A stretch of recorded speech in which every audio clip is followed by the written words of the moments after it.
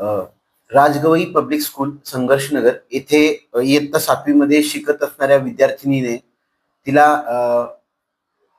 Class teacher व मुख्याध्यापिका यांच्याकडून मारहाण झाल्याबाबतची तक्रार चाइल्ड हेल्पलाईन नंबर 1098 वर केलेली होती.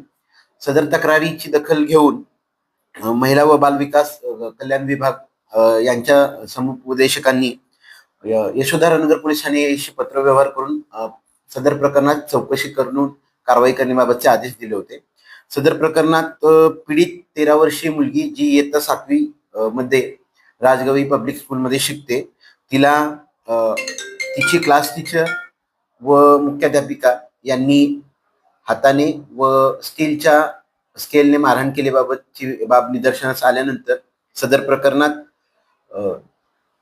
चाइल्ड हेल्पलाईनच्या समुपदेशिका मंगला टेंभुर्णे यांनी दिलेल्या तक्रारीवरून राजगवई पब्लिक स्कूलमधील इयत्ता 7वीच्या वर्ग शिक्षिका तस्लीम परवीन व मुख्याध्यापिका नसरीन अख्तर यांच्या विरुद्ध भारतीय न्याय संहिता कलम 115(2), 118(1), 3(5) तसेच जे ऍक्ट कलम 75 व बालकांचे मोफत व सक्तीचे शिक्षणाचा अधिकार कलम 17 प्रमाणे गुन्हा नोंद करण्यात आलेला आहे.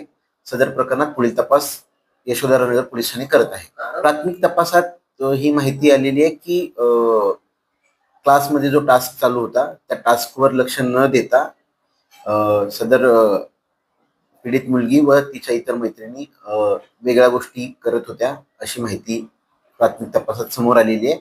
सदर प्रकरणाचा पुढील तपास चालू आहे.